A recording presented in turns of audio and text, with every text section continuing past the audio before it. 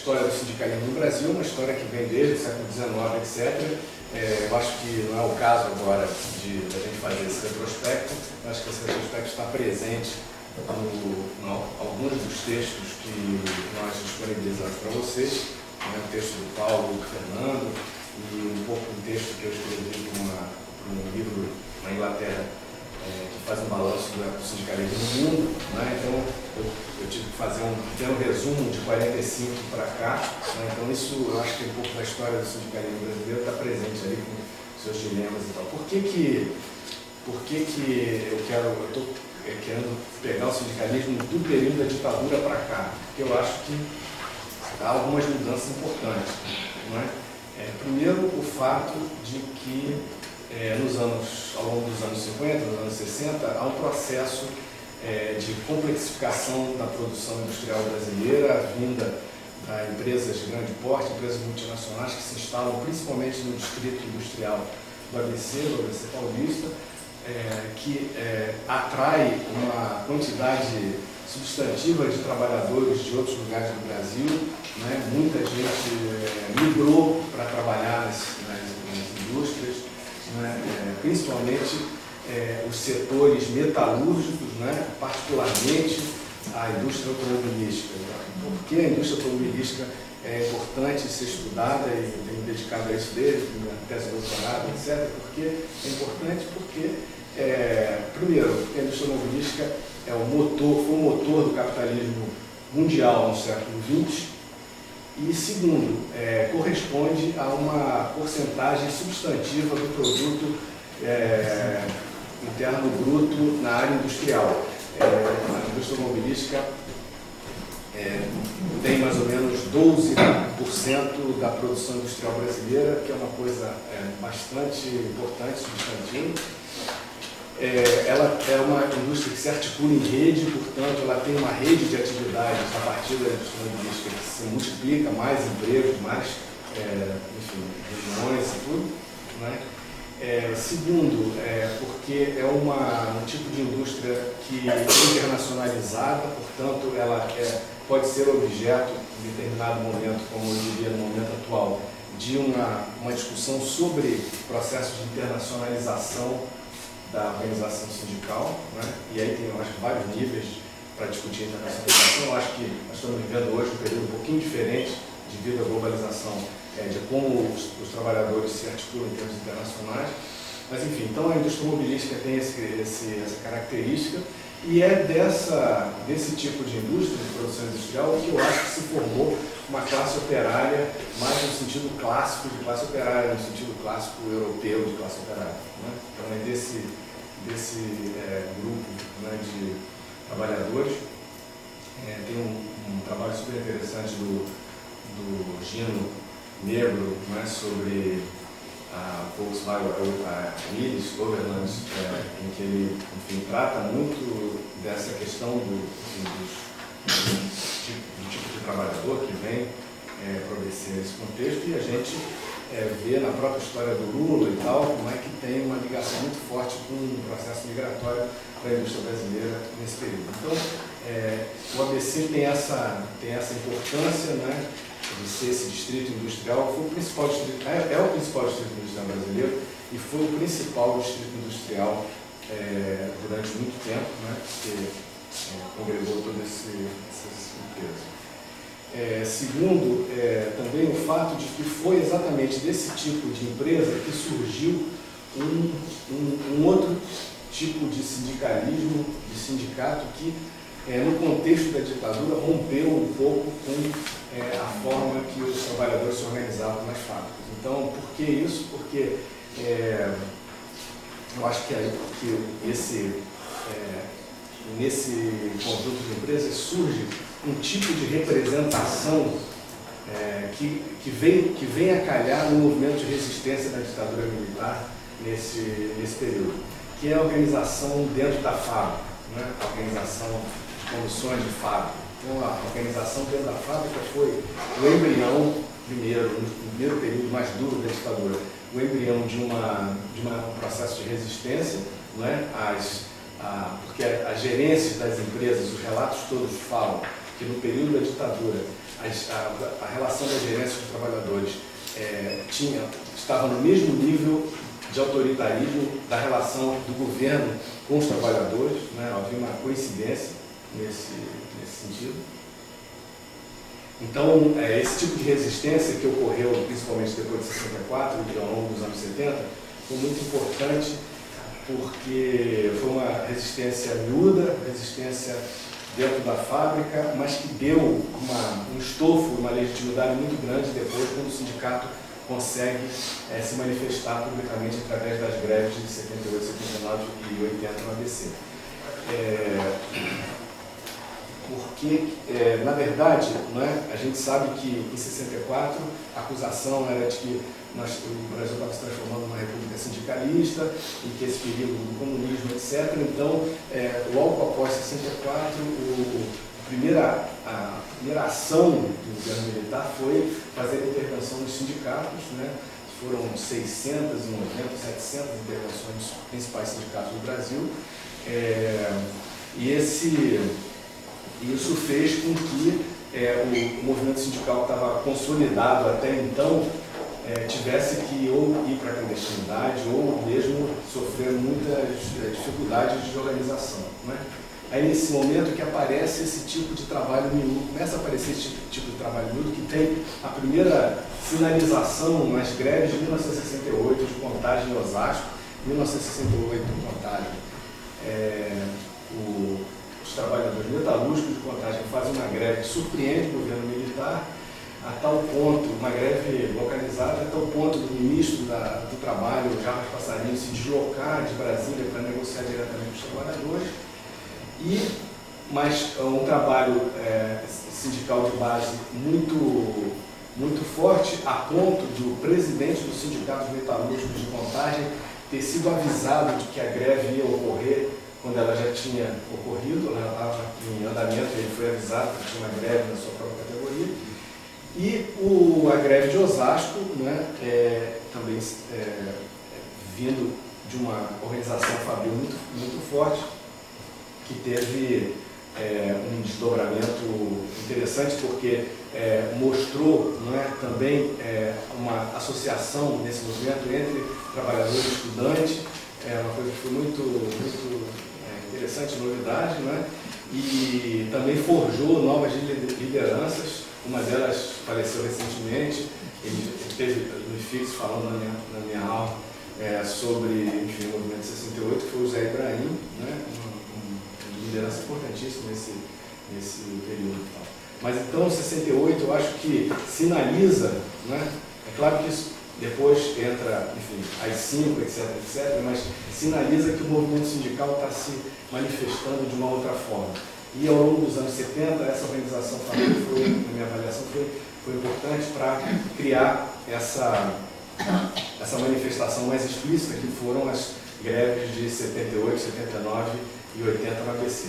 É claro que aí a categoria metalúrgica, São Paulo e o ABC estão muito juntos, né? Então uma parte dos operários do ABC morava em São Paulo e tal, não é uma coisa assim, no ABC São Bernardo moram os trabalhadores que trabalham em São Bernardo. Então tem uma ligação muito forte e interessante entre os trabalhadores dessas duas regiões, só que a problemática sindical, né, e a contestação a intervenção dos interventores sindicais nesses dois lugares, isso ocorreu de uma forma diferente, traz um debate teórico até hoje sobre a relação sindicato com condição de fábrica, organização interior da fábrica, que foi a diferença na forma de atuação política dos sindicalistas do ABC, que resolveram romper com a estrutura atuando dentro da estrutura sindical, portanto,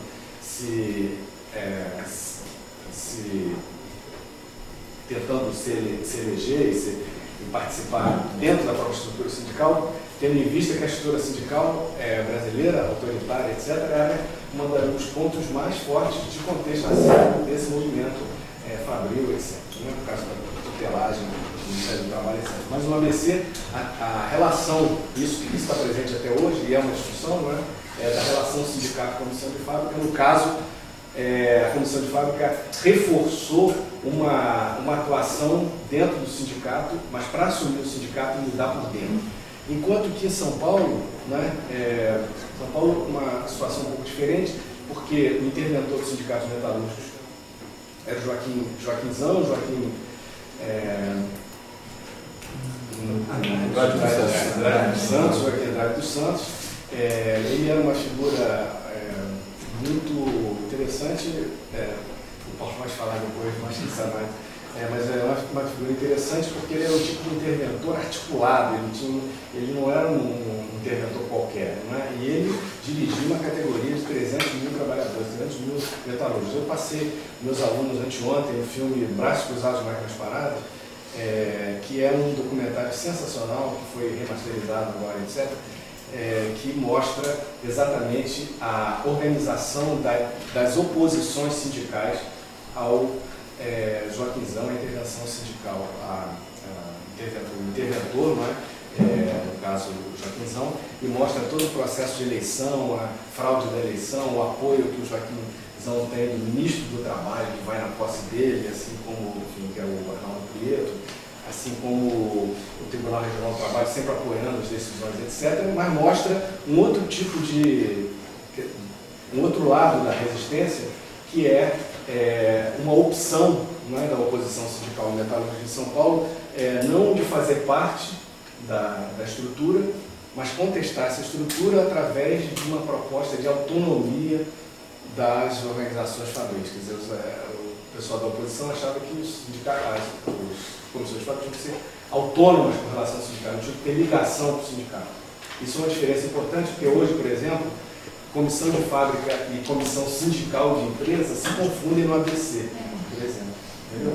E aí você pergunta, mas é a mesma coisa? Aí a resposta é, não, a gente tem comissão de fábrica, mas tem a comissão sindical de empresa também, que também tem membros da comissão de fábrica, da comissão sindical de empresa, mas a comissão sindical de empresa passou a ser um braço, digamos, do sindicato dentro da fábrica, porque com todas as críticas ao sindicalismo do ABC, o sindicalismo do ABC preza muito a relação democrática do interior das fábricas com o sindicato, não é de graça que eles são 85% de sindicalização, etc. Bom, então esse período que aparece em 78, 79, 80 tem uma dimensão que ultrapassa a dimensão salarial propriamente, não é só a questão salarial, está em jogo também uma contestação muito evidente à ditadura militar, a forma da ditadura militar tratar com o trabalho, mas também tratar com as populações, trabalhadores em geral, não é? E isso, principalmente a greve de 80, tem um desdobramento muito interessante, virou uma greve que angariou uma solidariedade no Brasil inteiro muito grande, né? Bom, então, e aí uma série de coisas vão caindo, a gente tem que entender que esse contexto é o contexto da realização da primeira conclate na Praia Grande, né, que consegue reunir diversas forças sindicais do Brasil, inclusive pela primeira vez em muitos anos, com a ditadura, e dali que sai enfim, a tentativa de criar uma central única dos trabalhadores. Então criou-se ali a comissão Procute, né? A comissão Procute se articula, né, para tentar, e aí ela em seguida há uma série de divergências, etc., e o que resulta em duas centrais sindicais que se criam em 1983, a CUT propriamente, em São Bernardo do Campo, março, abril, se não me engano, de 1983, e no final do ano, o Conclate, né? Agosto e novembro, o Conclate, né? Que foi, enfim, um grupo da Comissão Procute que divergiu na época, etc., por razões várias políticas e tal. Mas o que eu acho que, e também a gente não pode esquecer que em 1980 é quando surge o Partido dos Trabalhadores, né? Nesse contexto da ditadura, eu acho que congrega, não é, muito essas diversas forças políticas que tinham se articulado no nível sindical, né? A presença do sindical dentro do Partido dos Trabalhadores é evidente, né? Muito forte, e aí esse tipo de sindicalismo, né, que tem, digamos, a origem no ABC, São Paulo, tem uma força muito grande nesse processo. Bom, aí é o seguinte, nos anos 80, ainda tem um período da ditadura, mas os anos 80 são anos de crise econômica, mas com anos de uma movimentação sindical muito grande, a quantidade enorme de greves, e aí vários outros setores se articulam, o número de greves se multiplica exponencialmente. Os professores universitários, temos aqui um líder sindical da época, aqui presente, sentado aqui. Lígia também, Miguel e tal, né? Enfim, mas esse período, essa quantidade de greves, né, que corresponde ao período dos anos 80, ainda era no período da ditadura, mas acaba desaguando, eu diria, na discussão da Constituição de 88, e a Constituição de 88 acaba refletindo de alguma forma, com todas as divergências internas, PT não assinou, ela acaba de alguma forma mostrando que, quer dizer, refletindo um pouco a pressão que os movimentos sociais fizeram ao longo desses anos 80, particularmente, não é? E que acaba que a Constituição acaba abarcando, de alguma forma, vários outros níveis, não só uma questão trabalhista, certamente, mas também outras questões, né? Bom, então, aí eu acho que tem um ponto, a partir do final dos anos 80, início dos anos 90, com o Collor, o Itamar e Fernando Henrique, governos desses, que é uma coisa que eu acho que a movimento sindical está, sindical industrial, urbano, mas sindical urbano como um todo, está se defrontando ainda, não é? É uma questão que tem a ver com as formas, relações de trabalho, que eu acho que se implantam no Brasil tardiamente, a partir dos anos 90, com a abertura do mercado comercial para a globalização e tal. É curioso porque esse processo ocorre nos anos 80 nos países da Europa, há uma crise de filiação dos sindicatos na Europa nos anos 80, e o Brasil tem um boom de crescimento, manifestação nos anos 80. No entanto, nos anos 90, com a abertura comercial, vem junto com isso um intenso processo de restauração produtiva, flexibilização das relações de trabalho, políticas neoliberais, etc., principalmente pelo Fernando Henrique, e aí o que acontece exatamente o movimento sindical passa a ser questionado, fragilizado, não é? Porque a questão, uma das questões principais tem a ver com a questão do emprego, e o emprego entra, quer dizer, uma das propostas da reestruturação isso aconteceu no ABC fortemente, não é? Esse texto que eu deixei que vocês falam, dessa crise nos anos 90 no ABC, na verdade esse período é o período que as fábricas, a proposta das fábricas é enxugar de tamanho, né? Se horizontalizar, deixar de ser uma fábrica verticalizada fordista, passar a ser uma fábrica flexível, etc. Vocês têm uma ideia, em meados dos anos 90, com o processo de reespacialização da gestão turística no Brasil, quando ela sai do ABC e começa a se espalhar para outros lugares, Rio de Janeiro, Paraná, Bahia e outros lugares, Rio Grande do Sul e tudo, o que acontece é que as fábricas que no ABC tinham, como a fábrica da Volkswagen nos anos 70, chegou até 45 mil trabalhadores, né? Hoje a fábrica tem 2.000, 3.000 trabalhadores. Então isso tem um impacto muito grande, né, na ação sindical, né? O sindicato se vê no dilema de ter ou não que negociar, não é, com as empresas para defender o emprego, enfim. Então isso aí traz uma enorme dificuldade que eu acho que está presente até hoje, ainda hoje, é uma questão que está presente no movimento sindical hoje ainda, né? E aí, curiosamente, acontece que toda a crítica que se fazia à legislação trabalhista, né, que, enfim, continua com várias questões relativas à CLT e tal, né, continua a CLT vigente e tal, várias todo esse movimento que era contra a CLT, nos anos 90 passa a defender a CLT, ou ver a CLT como o instrumento de manutenção de direitos, né, que a Constituição de 88 tinha criado, que estavam sendo gradativamente retirados no período do Fernando Henrique Cardoso, vários decretos Ministério do Trabalho e tal, que foram com a intenção de flexibilizar as relações de trabalho, né? Então, o movimento sindical se viu na condição, né? E essa situação continua até hoje, na verdade, né? Agora, na comemoração dos 70 anos do CLT, quase todas as manifestações de sindicalistas, né, foi de defender a CLT, etc. É curioso, porque nesse período, quando você vê o filme lá da oposição sindical, essa CLT tem que acabar, não sei o que, não sei o que lá. É claro que, por isso que eu acho que uma coisa importante de ver esse processo é exatamente como é que ele lida, né, como é que ele lida com as conjunturas políticas e econômicas nesse processo. A gente não pode interpretar isso puro, né, como se fosse CLT, autoritário, etc. E agora, é verdade que a CLT, mesmo com a Constituição de 88, surpreendentemente no movimento sindical, que tinha uma proposta de mudança, na hora da Constituição de 88 não consegue alterar alguns itens, que são itens importantes, que foram mantidos e que são itens que significam uma espécie de aberração que nós temos na nossa legislação, como, por exemplo, o imposto sindical, né, que é um escândalo, que a gente não consegue, que eu estou falando aqui, os sindicalistas não conseguem fazer pressão suficiente para acabar com o imposto sindical por razões conjunturais, interesses de cada uma das centrais, etc.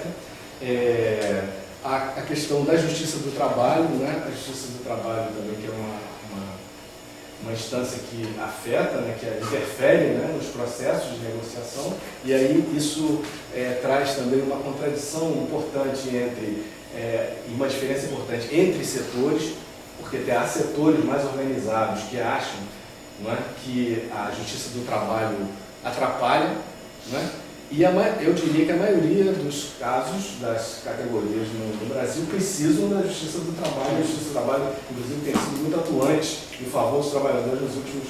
Eu acho que um setor importante da justiça do trabalho tem se organizado, digamos, para defender os trabalhadores mais do que porque tradicionalmente a justiça do trabalho é contra os trabalhadores, né? Mas nesse caso, eu diria que nos últimos anos isso tem mudado um pouco. Mas enfim, mas essa é uma discussão, não é? É uma discussão que está presente ainda hoje do negociado e do legislado, não é? Como é que você discute, não é? Que tipo de...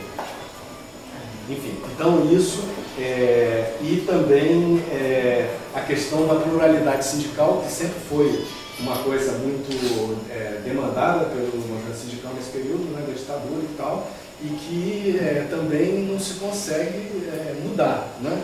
O Brasil é favorável à pluralidade sindical, etc., mas continuamos com sindicato único e assim por diante, por razões variadas que depois a gente vai discutir.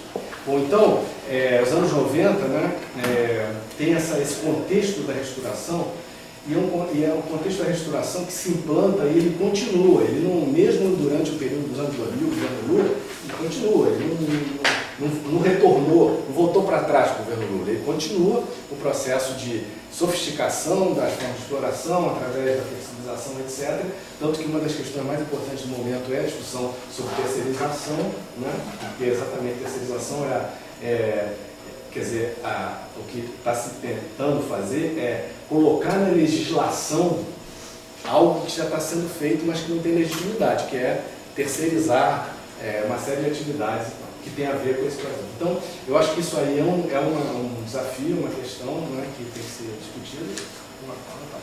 Bom, aí os anos 2000, né? Os anos 2000, basicamente, o governo Lula e todas as questões relativas à presença de um governo, digamos, simpático aos trabalhadores, né?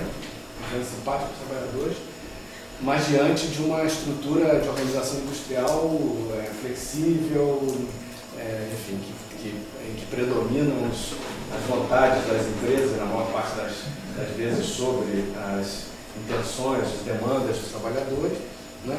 E aí, eu acho que aí complexifica um pouco mais a discussão, né? Embora a história das relações entre movimento sindical e governos que sejam pró-trabalhadores, a história mostra que os trabalhadores acabam ganhando de alguma forma nesse processo. Em outros exemplos, na Europa e tal, uma pessoa que, inclusive, insuspeito, e que coloca isso no seu livro Destino do Sindicalismo, do nosso colega Nelson Martins Rodrigues, ele fala explicitamente isso, né? Ele faz uma distinção, ele estava interessado em saber se o governo trabalhador tem algum efeito, né, e tal, e ele constata isso nesse livro, que é um livro que ele faz um apanhado internacional sobre essa relação entre governos, digamos, trabalhistas ou pró-trabalhadores ou simpáticos aos trabalhadores, enfim. E aí tem, claro, aí uma série de problemas, uma série de questões, que são as que a gente está discutindo hoje, né? Mas as sinalizações de preocupações do período Lula que atendem, não é, determinadas demandas do movimento sindical. Não é? Uma das coisas que eu acho mais importantes no período Lula, que é bastante distinto do período anterior, é a não criminalização dos movimentos sociais e dos movimentos sindicais. Então, não conheço nenhum incidente que me diga, né, mesmo agora, né, nesse período agora com questão indígena, etc., que esse governo pró-trabalhista tenha lidado com os movimentos sociais como uma forma como os governos anteriores lidaram e tal, né? Então isso é uma coisa. Outra coisa importante, eu acho, o fato de que as propostas algumas medidas de governo, não é, afetaram ou se associaram a demandas dos trabalhadores, não é? Então, uma delas, eu acho que a principal, é um aumento real e efetivo do salário mínimo, que tem um impacto na desigualdade social, um impacto na redistribuição. Claro que essas coisas que aconteceram arranharam a questão da desigualdade no Brasil. Mas, para os trabalhadores, a questão do salário mínimo foi uma questão importante que foi abordada por esses governos, pelo governo Lula principalmente, de uma forma diferente, porque o salário mínimo, na época anterior, era visto como um estorvo, algo que ia quebrar a previdência social, algo que ia atrapalhar a economia, o custo do Brasil é muito caro, E tudo que foi feito, aumentando o salário mínimo, etc., provou, nesses últimos 10 anos, exatamente o contrário. Houve um aumento real de salário, a previdência não quebrou, aumentou a formalização do mercado de trabalho e assim por diante. Então isso eu acho que é um outro aspecto que eu acho que é importante da gente guardar. Terceiro, foi a tentativa do governo Lula de mexer na legislação sindical, né? Então houve a tentativa de reforma sindical, inclusive a reforma sindical foi colocada antes da reforma trabalhista, porque o governo Lula tinha medo de que a reforma trabalhista fosse não ter força suficiente para mudar, quer dizer, o governo não teria força suficiente para manter determinadas coisas, seria provavelmente alterada pelo empresariado, etc. Então, foi estrategicamente deixada para o segundo momento e vamos então tratar da reforma sindical. A reforma sindical foi um movimento muito interessante. Eu e o Sérgio, inclusive, fomos numa das reuniões lá em São Paulo. Foi um movimento super interessante que juntou, conseguiu um nível de diálogo surpreendente, porque juntou sindicatos de vários tipos, as diversas forças sindicais se reuniram em busca de uma alteração da legislação sindical. Produziu-se um documento gigantesco de 300, 400 ou 500 páginas. Houve oposições, questões, houve muita discussão e a discussão chegou a alguns consensos. Na hora que esses consensos se transformaram em projeto de lei e foram para o Congresso Nacional, bateram no Congresso Nacional com a força conservadora do Congresso Nacional, empresários, etc. E não foi para diante. Na verdade, essa documentação, inclusive, se não me engano, está disponível no site do trabalho, você pode baixar todas as discussões online, que é super interessante de ver, como esse é um período interessante na história do Brasil, né, de tentativa de fazer isso. Mas a reforma sindical zero, não conseguiu ir para diante. E aí a estratégia foi: vamos fatiar a reforma sindical, vamos ver o que a gente consegue botar aqui e ali e passar. E o que passou, na verdade, o direito mais importante foi a legalização das centrais sindicais, né? Então, as centrais sindicais de 2007 foram institucionalizadas, legalizadas e, curiosamente, mantidas por um mecanismo que é um mecanismo de crítica que o movimento sindical tinha ao Ministério do Trabalho, né, de Justiça, que é retirar 10% do imposto sindical para poder manter as centrais sindicais. Né? As centrais sindicais, inclusive várias divisões, porque aí as forças políticas, a pluralidade se manifestou na hora de ficar com 10%, porque várias centrais sindicais ou se juntaram, ou se criaram, ou centrais sindicais que não quiseram o dinheiro também e tal, né? Mas de qualquer forma, eu particularmente acho essa legalização, eu acho um avanço, porque já era evidente que as centrais sindicais eram atores políticos importantes no Brasil, mas não tinham reconhecimento jurídico, etc. E aí passaram a ter isso, passaram inclusive ter meios de sobreviver. Claro que isso aí implica numa série de outras questões, problemas e tal, de burocratização, etc. Né? Porque naturalmente quando você tem dinheiro, se burocratiza, as ações, né? Demandas, contestação e tal, em geral diminuem, porque você está mais preocupado ou está muito preocupado em manter a máquina funcionando, manter a estrutura, Mas, de qualquer forma, eu acho que as centrais sindicais foram uma conquista diante do desastre que foi a discussão da reforma sindical. Bom, nesse contexto também a gente não pode esquecer que houve um momento, né, que coincide com o período do chamado mensalão, há um processo de fragilização do governo e o Lula faz uma coisa que tem a ver com a ABC, por isso é uma ABC importante. O que o Lula fez? O Lula chamou o Marinho, né, e chamou os sindicalistas do ABC, convocados pelo Feijó, que era presidente do Sindicato Metalúrgico do ABC, foram lá no Palácio do Planalto e falaram, pô, que história é essa de tirar o presidente? Não vamos deixar tirar o presidente. Entendeu? Então houve um encontro em São Paulo que juntou muitas pessoas e dali surgiu inclusive o lema, né? Lula é meu amigo, mexeu com ele, mexeu comigo. Isso aí foi uma coisa que teve um impacto grande, isso assustou um pouco, digamos, eu diria, a direita, que estava querendo em busca de impeachment do Lula, etc. Mas isso, ao fazer isso, né, o Lula criou uma interlocução com o movimento sindical que eu acho que não tinha no primeiro período. Porque o primeiro período foi um período um pouco de conhecimento de como o governo funcionava, tinha uma certa continuidade da política econômica do período Fernando Henrique, etc. Mas eu acho que aí, a partir desse momento, né, da eleição de 2006, quando ele apela ao movimento sindical, eu acho que tem uma turning point aí importante, porque eu acho que o sindicato aí se solidariza politicamente com o presidente, né, por ser um companheiro do movimento sindical, etc. E isso tem também consequências, porque todas as vezes que há um tipo de crise e tal, o Lula, não sei se vocês repararam, o Lula ia no ABC, falar no sindicato, falar com o pessoal. Então tem essa base, né, que ele construiu e, evidentemente, isso aí aumentou o canal, os canais da região do ABC com o poder federal direto. Tá? A gente não pode esquecer que São Paulo é um estado que está há muitos anos na mão do PSDB, né, e o diálogo, né, com as forças, né, dentro dos distritos ali do ABC era um diálogo complicado, principalmente vindo desses setores mais ligados ao Lula. Mas com o Lula criou-se um canal direto, eu diria, entre a questão regional e o acesso a recursos políticos e econômicos do tamanho internacional. E o exemplo está aqui, que eu vou falar daqui a pouquinho, estou falando muito. Né? Não, boa tarde.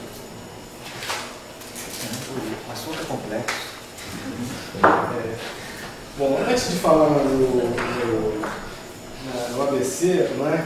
Que eu acho que o ABC também está dando um pouco um mote para essa discussão. Eu acho que uma série Olha, tem uma coisa curiosa. Eu estava lendo hoje um texto do Arthur Henrique da CUT, escreveu nesse livro sobre os 10 anos do PT, que saiu agora, está disponível na rede e tal, e o ator Henrique fala que o número de greves ocorridas no Brasil no período do Lula foi maior do que o número de greves ocorridas no Brasil no período do Lula foi maior. Em termos de número de greves.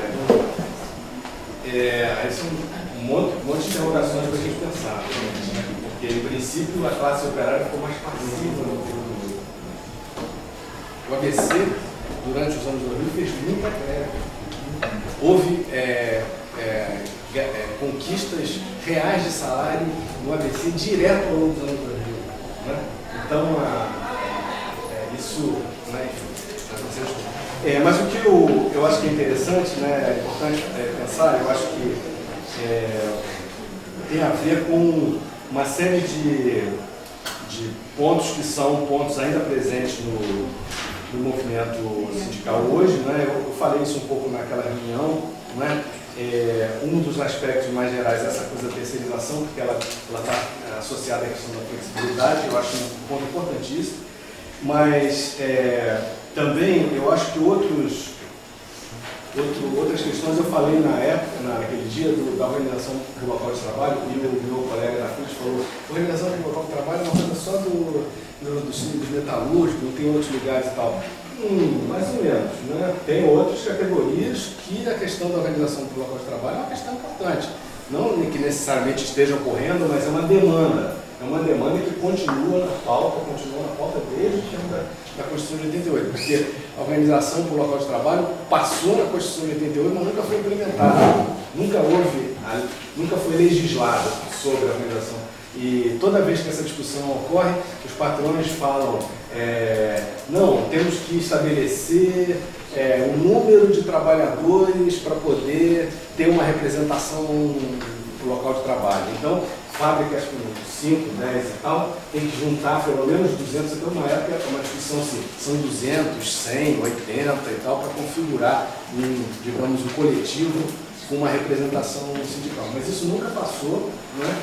Agora, comissão de fábrica e organização por local de trabalho, ela existe em vários lugares, principalmente nesses setores do sindicalismo que são mais ativos e tal. Bom, então isso é organização por local de trabalho. A questão do trabalho decente, que é uma pauta que tem aparecido muito, é uma questão que tem uma dimensão maior, uma dimensão importante, eu acho, porque a discussão do trabalho decente transborda para a discussão do internacionalismo, para a questão internacional. Tá? Por quê? Porque a pauta do trabalho decente é uma pauta da OIT, né, que está em busca, né, de que se estabeleça um padrão internacional de trabalho decente. Né? E agora, o trabalho decente, enfim, é uma definição que vai depender de um monte de coisa, etc, etc. Mas, de qualquer forma, eu diria que tem servido, né, e tem entrado em quase todas as manifestações e demandas dos trabalhadores a discussão do trabalho decente. Porque o trabalho decente acaba, no caso do Brasil, colocando em discussão a questão do trabalho escravo, que a gente acha que o trabalho escravo a gente superou, está superando e tal, mas a gente tem vários exemplos diários, não é? Inclusive ligados a redes de produção globais, multinacionais, etc., de trabalho escravo. Outro dia foi a Zara que foi mais identificada com trabalho escravo. Portanto, a discussão do trabalho decente, eu acho que mais do que dizer vamos conseguir o trabalho decente, acho que você usa a legitimidade da luta do trabalho decente para conseguir avançar determinadas pautas políticas nesse contexto. Né? Tem uma conferência em 2012 muito importante sobre o trabalho decente, a partir daí tenho visto essa questão aparecer. Outra coisa que tem a ver com a ABC e que eu acho que transborda na CUT e que tem a ver com, eu acho que um debate importante na minha avaliação hoje, que é a ampliação do foco de preocupações do movimento sindical para deixar de ser uma representação só da corporação, dos interesses dos trabalhadores formais, etc. E aí preocupações com outras coisas, né? Por exemplo, o sindicalismo trabalha com o trabalho clássico, o trabalho assalariado, mas e o trabalho não clássico? E o trabalho que não é assalariado? Isso é uma questão, se fundamental, entendeu? Na América Latina é uma questão fundamental. Se você não lida com essa questão, você fica capenga na hora da defesa dos trabalhadores. Outra coisa é a identificação e a solidariedade com outros tipos de movimento social, entendeu? Que é algo que o Paulo pode falar, um especialista no assunto disso em outros períodos da história do Brasil. E aí a gente tem exemplos concretos de que tudo que se fala que movimento social no Brasil está calado, não sei o que, isso não existe, entendeu? Basta fazer qualquer levantamento para você ver como o movimento social no Brasil estão diversificados, com pautas diferentes, mas estão absolutamente presentes. E aí me chamou a atenção, né, nesse sentido, uma coisa que eu até comentei com o Sérgio, que foi agora um incidente com a morte do índio em Mato Grosso, na semana passada, e no dia seguinte, uma nota da CUT, entendeu?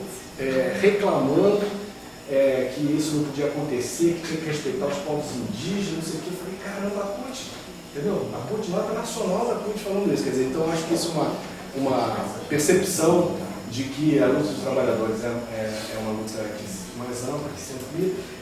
E outra coisa que está presente também é um debate sobre desenvolvimento. Tá? Esse eu acho que é um tema fundamental.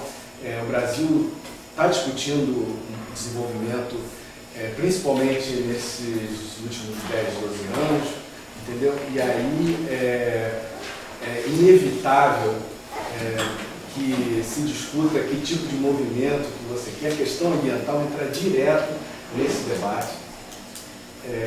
Os trabalhadores, curioso porque os trabalhadores do ABC, dentro da linha de pensamento do Lula, são trabalhadores que estão pensando na produção. Né? Uma das grandes preocupações, né, do governo Lula foi manter a produção industrial funcionando, a indústria automobilística amparada, etc, etc. Mas ao mesmo tempo as pessoas estão vendo, né, que esse tipo de desenvolvimento é um desenvolvimento que tem um certo limite, que outras questões estão aparecendo, etc. A questão do trabalho, que estava deslocada de outras questões em outros lugares do Brasil, Amazônia, etc., ou mesmo questões, estava deslocada de questões que acontecem em outros espaços e tal, de repente, essa porta foi arrombada 1 ano e meio atrás com as greves dos trabalhadores das usinas de Girau e de Santo Antônio. E as greves lá de Suape, e as greves da Comperge, e as greves da PCEM, e vai por aí fora, entendeu? Quer dizer, de repente, né, os movimentos sindicais, inclusive, foram pegos de surpresa, né? Uma das coisas que se desenvolveu, né, a partir dos conflitos de Girau e Santo Antônio foi uma proposta de regulação do trabalho em grandes projetos, né? Isso passou, foi discutido, definido, etc. Hoje o Brasil foi assinado, inclusive, pelas empresas e tal, tem um processo de respeito de padrões mínimos, né, de trabalho nessas grandes obras. Enfim, então, de repente, misturou a questão ambiental, a questão do desenvolvimento, energia, e a questão do trabalho. Quer dizer, então, e a questão sindical. Então, esse ponto eu acho também que é uma novidade. Uma novidade. Bom, e aí, para terminar, pesquisa, né, que eu desenvolvi no ABC e tenho uma parceria importante com o professor Irã Jacob Rodrigues, da USP, que é um dos especialistas no ABC, que é exatamente a gente tentar ver, o que a gente tentou fazer foi ver como é que o sindicato metalúrgico do ABC, né, reagiu ou se solidarizou com determinadas iniciativas que afetaram a região do ABC nos anos 90 e nos anos 2000.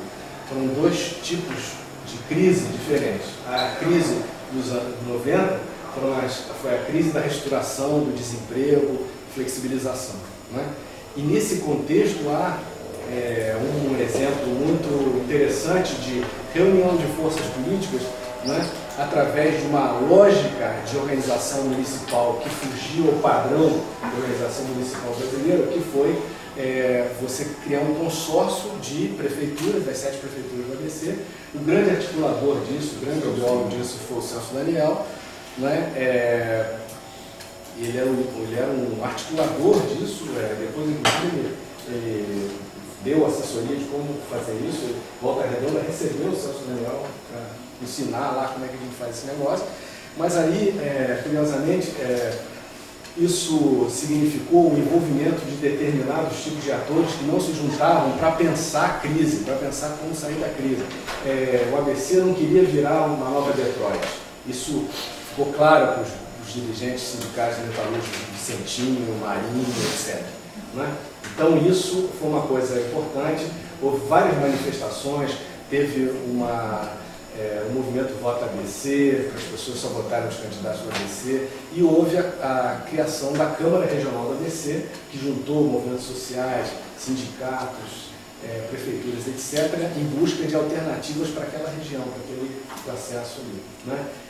A Câmara resultou depois, em 1997, 98, na Agência de Desenvolvimento Regional do ABC, que é uma agência que é dirigida a cada 2 anos por um grupo organizado diferente. O atual presidente da Agência de Desenvolvimento Regional do ABC, hoje, é o presidente do Sindicato Metalúrgico do ABC.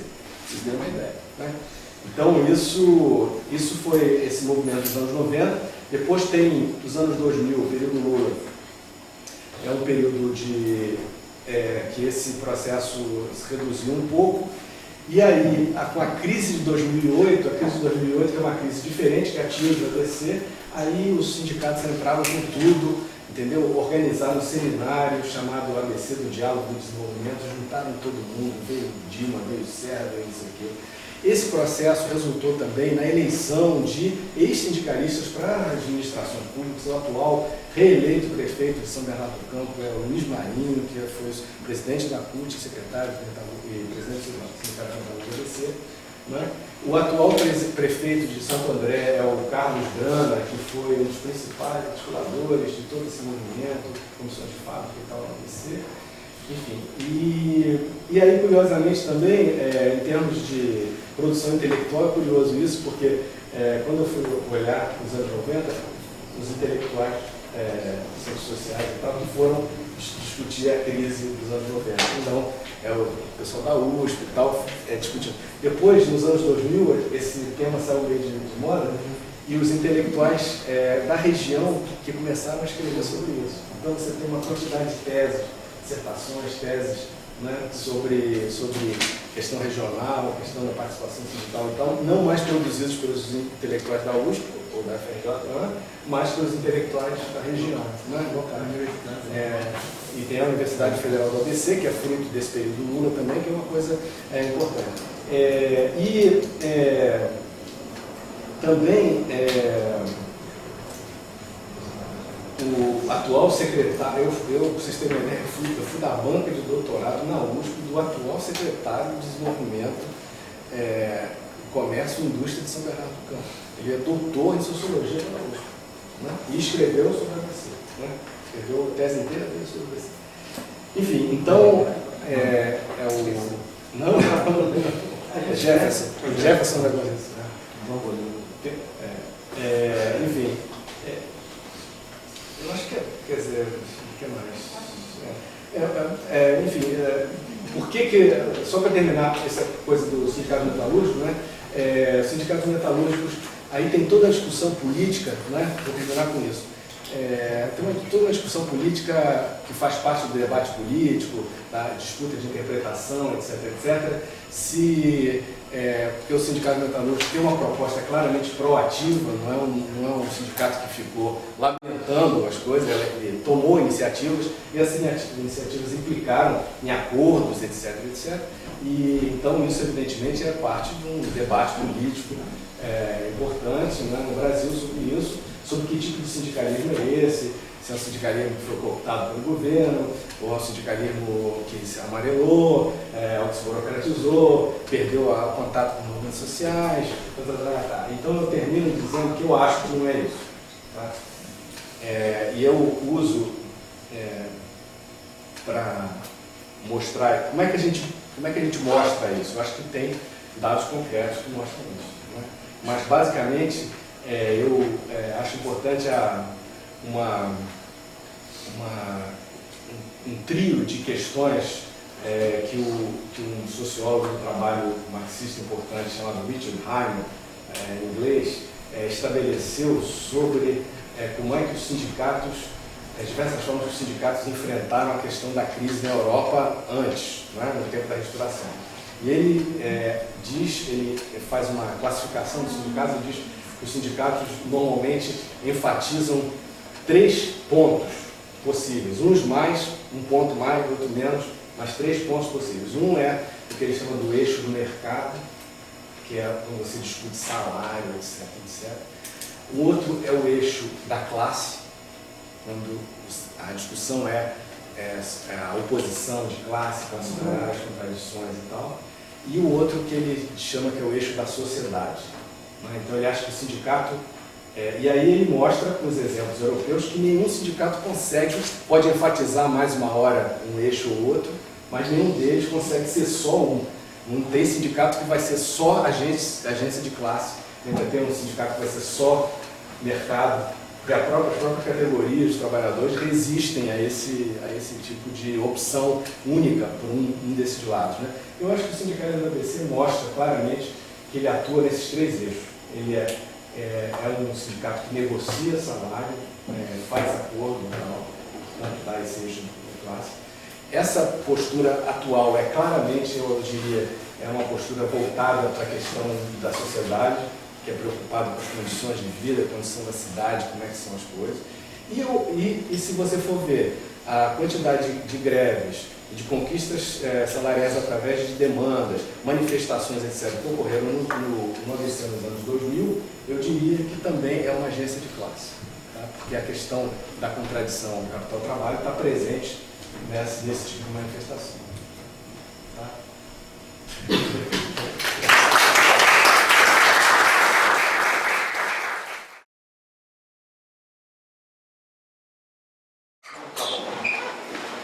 Bem, boa tarde. Eu queria agradecer o convite do Sérgio da Beatriz para comentar aqui. Minha tarefa é comentar um pouco do Zé Ricardo. É uma tarefa difícil, porque quando você admira uma pessoa e ainda lá fala que você concorda muito, você não tem muito o que dizer mais do que a sorte de você para encurtar minha fala bastante aqui. Na verdade eu vou falar de 2 lugares um pouco, eu acho. Um pouco, eu venho da história social do trabalho, que é uma área que tem crescido muito nos últimos anos, meio um certo paradoxo, que as pessoas falam que o trabalho está perdendo centralidade, etc. E no Brasil, um dos campos que tem crescido muito, atraindo mais gente para mais estudantes, mais teses, livros, tem sido justamente a área de história social do trabalho. Então eu vou falar um pouquinho disso, tá? Talvez traga elementos interessantes para a gente tanto dialogar aqui com a fala do Zé Ricardo quanto com o curso de vocês aqui em geral.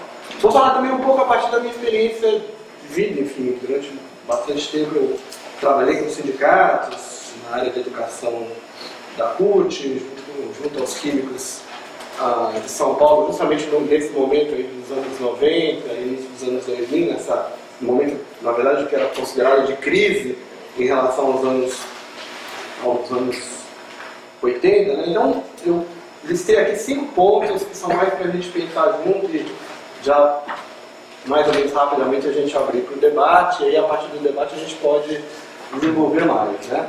Então, bem, o primeiro ponto, os 4 primeiros pontos acho que dialogam mais diretamente com os temas que o Zé Ricardo levantou. Alguns ele foi falando aqui, eu fui acrescentando, pensando aqui. E o último é mais esse da história social do trabalho, que também dialoga, mas talvez com uma inflexão um pouco diferente. Bem, o primeiro ponto eu acho que acho que vale a pena a gente pensar isso no curso que está discutindo movimentos sociais, que é um ponto clássico da teoria, acho que vale a pena voltar nisso, porque boa parte da teoria dos movimentos sociais, provavelmente coisas que vocês já leram aqui, foi feita pensando nos movimentos sociais justamente em contraposição ao movimento sindical. O movimento sindical não seria o movimento social. Na verdade, tem a ver até com a brincadeira que antes de começar, estamos voltando para os anos 60, classe operária, quase fez a brincadeira, porque tem a ver com isso.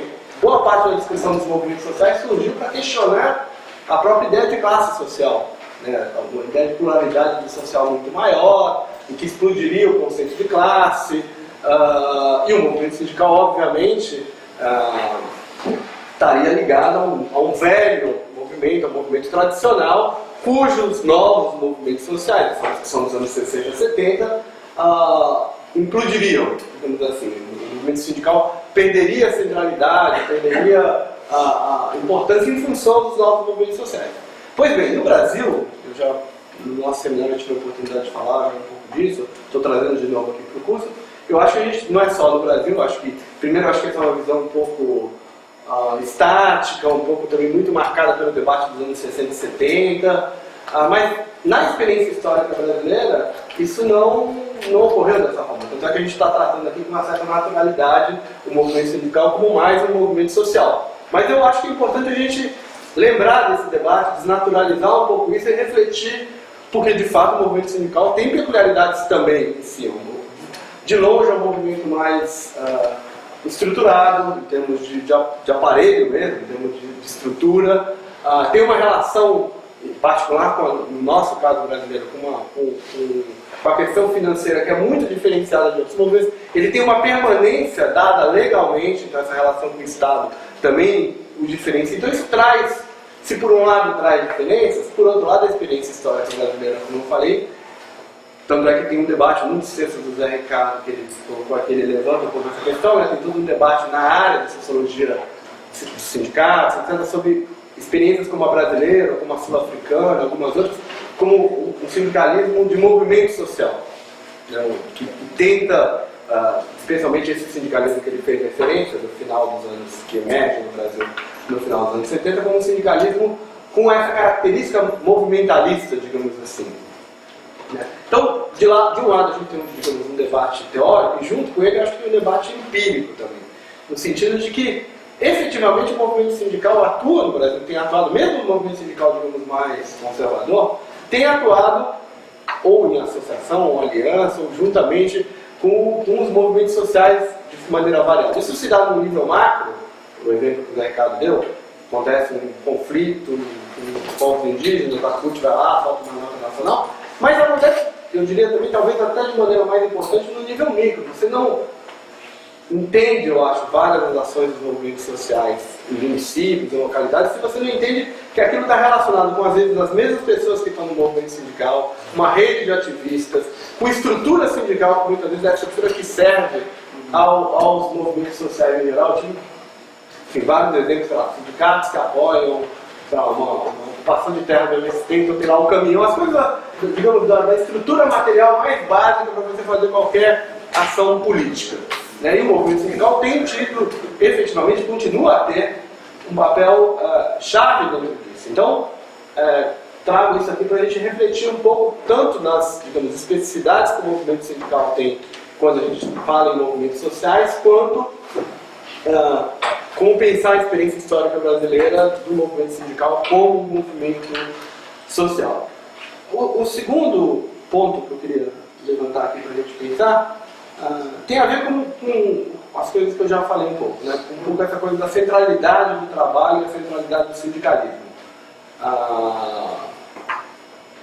Bem, isso remete, acho que no momento mais contemporâneo, a toda uma discussão um pouco sobre as mudanças na estrutura de classe, se a gente quiser usar um termo nesse sentido, as mudanças no capitalismo brasileiro, né, a formação, eu diria, de um novo setor, de uma nova classe trabalhadora, de mudanças na composição do perfil dessa classe trabalhadora. E aqui acho que cabe uma discussão que ainda está por ser feita do impacto que isso tem no movimento sindical, né, em que medida a gente, se o movimento do ABC no final dos anos 70 de certa forma refletiu uma nova classe operária que tinha emergido a partir principalmente do milagre, a partir principalmente daquelas mudanças do capitalismo brasileiro naquele período, e isso vale para outros movimentos, movimentos no campo, por exemplo, que refletiu aquelas mudanças que estavam acontecendo no capitalismo no campo. Como a gente pensa hoje essas mudanças em termos do consumo, em termos do tipo de emprego que os trabalhadores estão tendo, da mudança, digamos, do crescimento de vários setores, digamos, que eram informalizados e que vão para uma formalidade precária, mas é uma formalidade, né, todo o setor terciário, enfim, tem desde o atendente do McDonald's ao telemarketing, para usar os exemplos mais cotidianos nossos, McDonald's nem cara, mas enfim. Como que a gente pensa o sindicalismo nessa conexão com essas mudanças do que a gente pode chamar de uma nova classe trabalhadora? E como sempre, essas mudanças não são abruptas, não são só abruptas, elas também trazem tradições, continuidades. O movimento, eu vou falar um pouquinho disso já, o movimento dos trabalhadores do o novo sindicalismo, se construiu uma imagem, uma memória muito da sua novidade. Mas hoje, eu vou falar já, a gente sabe que havia tradições de continuidade, coisas que entraram na própria lógica, não só na linguagem, como nas práticas do novo sindicalismo. Eu diria que a gente precisaria pensar isso também hoje, né? Essa nova... Ainda mais se a gente considera que, ao contrário do novo sindicalismo, onde tinha uma ditadura, um golpe, que criava, de fato, uma ruptura, tanto no imaginário quanto no processo histórico, a gente nunca viveu um período tão largo de democracia, de continuidade das instituições. A CUT está fazendo 30 anos esse ano, já é disparada central de maior duração da história brasileira, por conta, felizmente, a gente viu um período longo, que espero que continue ininterruptamente, de democracia, o que permitiu uma institucionalização desse sindicalismo, o que nesse caso, visto desse ângulo, é altamente positivo. Não deve ser visto de maneira negativa, porque significa permanência, continuidade e também repensar de tradições. Terceiro ponto, remete a esse. Eu acho que boa parte, me parece, da análise sobre o movimento sindical, e o Zé Ricardo começou falando um pouco da sensibilidade que esse tema traz, por conta das implicações políticas, talvez nenhum outro movimento social traga tanta tensão nesse sentido. Eu acho que isso também tem a ver com uma visão reificada, um pouco romantizada do que foram os anos 80. Claro que os anos 80 são um período de intensidade de lutas, um período de maior quantidade de greves da história brasileira, e um dos maiores quantidades de greves da história global, na verdade. Isso tem a ver com vários fatores desde a redemocratização, quanto à crise econômica do período, inflação, tem todo um contexto que explica isso. Mas talvez a gente tenha que pensar os anos 80 muito mais como exceção do que como regra. Como um período particular, pensar historiador, vou trazer sempre para esse ponto. Pensar com a historicidade daquele período e não, ao meu ver, tentar colocar os anos 80 como parâmetro.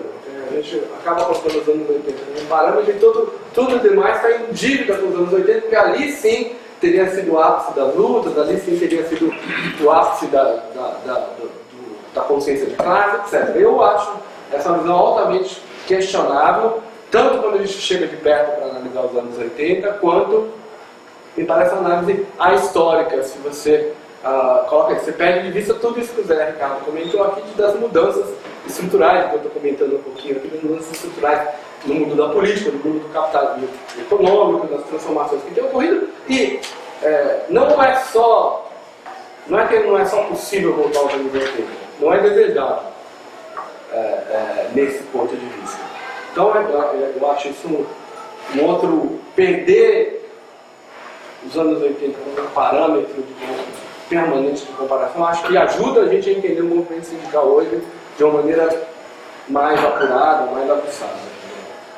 O quarto ponto diz respeito um pouco rapidamente a alguns subitens das questões que o Zé já comentou sobre o momento contemporâneo, mas que eu queria só tecer rápidos comentários. O primeiro, é difícil falar de movimento sindical, talvez o melhor termo fosse a gente falar isso no plural, falar de movimentos sindicais, especialmente hoje, quando isso de fato se institucionalizou muito em função das centrais sindicais.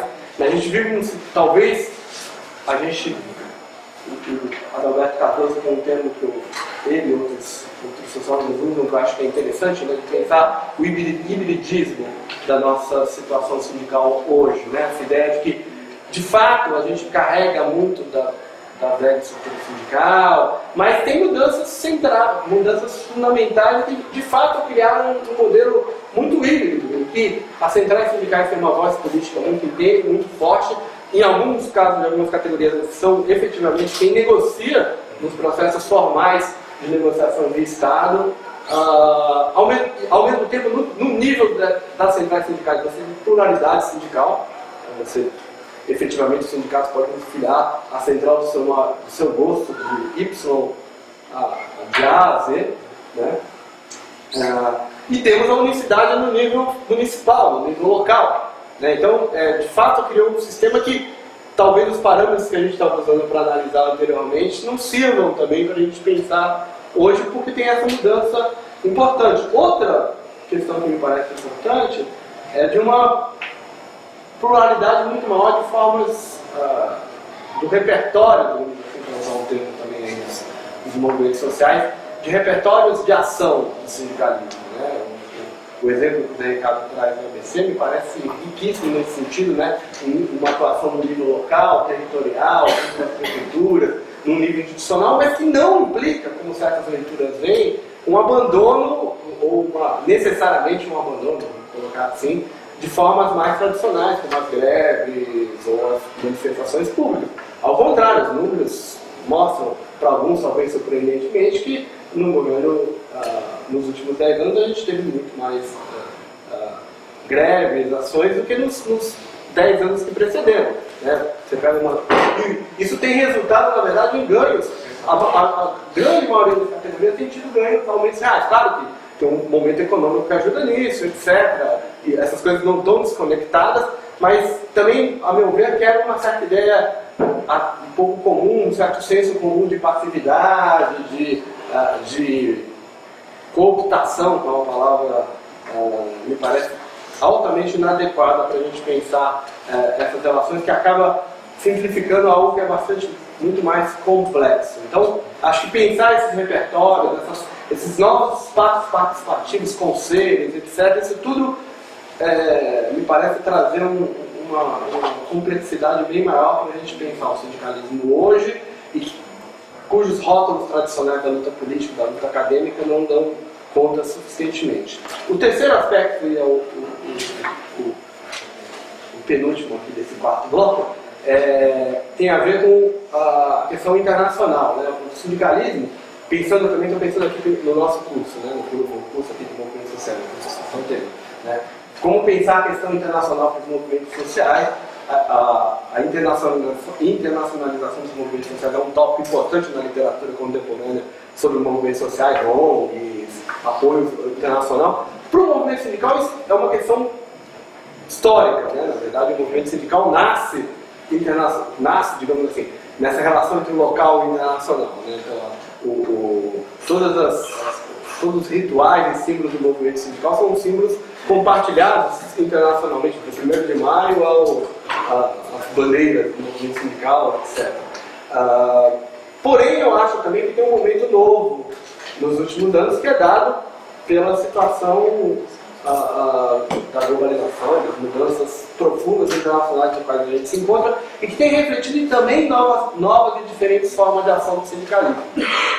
O Zé deu aqui alguns exemplos, né, da OIT, dessas instâncias internacionais que ganharam muito peso, né, nos últimos anos, mas também tem uns exemplos que eu acho que são relevantes de trazer aqui para vocês, das redes sindicais, né, dessas tentativas de ação junto às grandes corporações multinacionais, e de você organizar os trabalhadores e ter acordos, os chamados acordos macros, de usar os mecanismos da governança internacional em favor dos trabalhadores. Né? Isso tem sido uma ação muito importante, isso tem levado a uma sofisticação muito grande dos nossos sindicalistas, essa imagem bastante preconceituosa e bastante difundida, especialmente na mídia, que infelizmente comprada por muitos colegas, de um sindicalista tosco, não preparado, etc., está longe da experiência de uma parte importante dos sindicalistas que tem cada vez mais sabido atuar em esferas internacionais, em instâncias, às vezes muito complexas, muito difíceis. Vou dar um exemplo bem rapidinho, né? A Central Única dos Trabalhadores da CUT tem uma organização chamada, uma ONG ligada a ela, chamada Observatório Social, que é algo que faz um tipo de pesquisa que infelizmente a academia não faz, né? Que é monitorar as grandes multinacionais em relação ao trabalho decente, em relação a... Tem todo um trabalho que é, digamos assim, está numa certa fronteira entre o acadêmico e o político, que é altamente sofisticado, ao meu ver, né? Afora, a CUT também está lançando agora uma agência internacional de cooperação, né? Fruto um pouco desse momento que a gente se encontra, com bastante recursos, na verdade, né? Cuja prioridade está na África lusófona e na América Latina. Então, tem ações. Vocês sabem que o Brasil é hoje um país, nossas empresas são multinacionais, especialmente nesses locais, e há toda uma série de contestações das relações de trabalho ali, e a CUT está sendo bastante proativa, me parece bastante proativa nesse sentido. Claro que sempre há contestações, nem sempre isso está ao nível do desejável, mas me parece também que são coisas que a gente não ouve supostamente os especialistas falarem, que acho que é importante a gente colocar. O último ponto, falei que ia ser breve, né? O último ponto sobre essa coisa do governo Lula, acho que diz respeito a um debate complexo, mas que acho que vale a pena a gente também ter um pouco sobre essa coisa que o Zé falou também do desenvolvimentismo, se a gente estaria vivendo, sei lá, um pacto produtivo em que, de certa forma, há o neonacional desenvolvimentismo, tem esse debate todo no campo da economia, no campo... E qual é o papel dos trabalhadores nesse sentido? Eu já li algumas análises que são interessantes, na verdade coloco mais como dúvida, como ponto de reflexão, do que efetivamente tendo uma opinião mais incisiva sobre isso, mas, digamos, de uma suposta maior facilidade do governo em lidar com movimentos sociais que atuam no campo, digamos, do pacto produtivo, do nacional desenvolvimentismo, nessa linguagem, do que com movimentos sociais que não atuam nessa linguagem, como, por exemplo, o movimento indígena. Que a lógica é uma lógica um pouco diferente. E aí, um pouco como o diálogo trunca mais. Acho que isso talvez seja um ponto interessante para a gente pensar. Bem, por fim, então, falar rapidinho da história, um pouco só, alguns pontos que me parecem interessantes para essa discussão do sindicalismo na história social do trabalho. A história social do trabalho, como eu disse, é um campo que cresceu muito e, na verdade, parte desse crescimento foi justamente sair da história do sindicalismo. A história social do trabalho tem, especialmente a partir dos anos 80, eu diria, 1980, tem criado a história tradicional do trabalho, sempre foi a história do movimento sindical, a história do movimento operário. Essa era, digamos, o sindicalismo, partidos, o trabalhador militante. Né? Nos anos 80, no Brasil, né, por variadas influências teóricas, E.P. Thompson é talvez a mais visível de todas, né, a mais bastante influente, né? Há uma certa guinada no sentido de pensar as outras esferas do mundo do trabalho, as esferas do lazer, as esferas comunitárias, as esferas da vida do trabalho, da vida do trabalhador, para além, digamos, daquele trabalhador militante, né? Pensar a história do trabalho como não a história do movimento operário, mas a história da classe trabalhadora. Isso foi um movimento muito forte, que produziu inúmeros trabalhos de alta qualidade, mas, no caso, e esse não é um fenômeno só brasileiro, é um fenômeno internacional. Talvez uma peculiaridade do caso brasileiro também seja que isso não implicou necessariamente uma ruptura com a discussão do movimento operário organizado. Talvez a nossa história recente ajude a gente a explicar por quê. Né? Ou seja, uma história recente onde o movimento operário foi muito protagonista. Então, aí, talvez fosse impossível para os historiadores, mesmo querendo, se afastar por completo dessa história. Então, o que, a meu ver, produziu um elemento talvez de maior riqueza ainda, que seja articular essa história do movimento operário com essa história mais global do trabalho, da classe trabalhadora, o que tem sido também um elemento muito importante nos últimos 10 anos. Nesse sentido, para além, digamos assim, daquele repertório tradicional de estudos, quer dizer, acho que os estudos sobre greves, sobre ações sindicais, tudo isso tem sobre ideologias, por exemplo, são estudos que também tiveram uma inflexão muito grande do jeito da gente olhar essas coisas, e em particular, acho que interessa aqui, e é a penúltima coisa que eu vou falar, os estudos sobre a relação do movimento sindical com o Estado. Porque isso é uma questão central, continua sendo central hoje, né? Acho que tem toda e aí vem uma palavra meio maldita nessa discussão, que é o corporativismo, né? É impossível a gente falar disso sem cair nisso, né? Essa, tradicionalmente, é uma visão,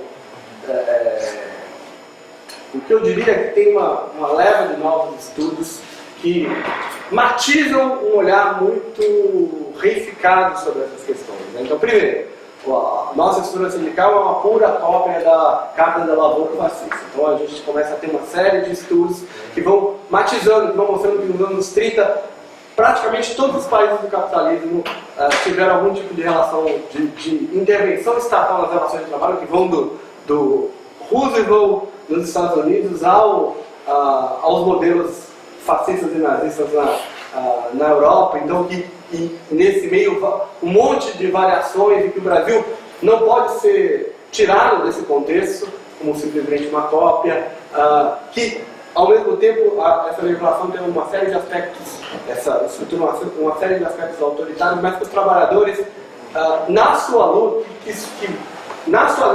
faziam valer, digamos assim, os aspectos progressistas disso. Lembrar que a CLT tem essa habilidade, como o Ricardo falou, era ao mesmo tempo direitos sociais e estrutura sindical. O tempo todo foi isso, né? E isso, a depender da conjuntura, variou para que lado pesava para que lado pesava que a gente está, a ênfase, né? Tem toda uma série de estudos muito interessantes sobre a justiça do trabalho, mostrando como ela é sim um agente importante historicamente, desde os anos 40, quando ela é fundada, de entender a ação dos sindicatos e a ação dos trabalhadores. Enfim, há uma série de... E o que leva, digamos assim, ao que eu falei, uma certa discussão também sobre memória, né?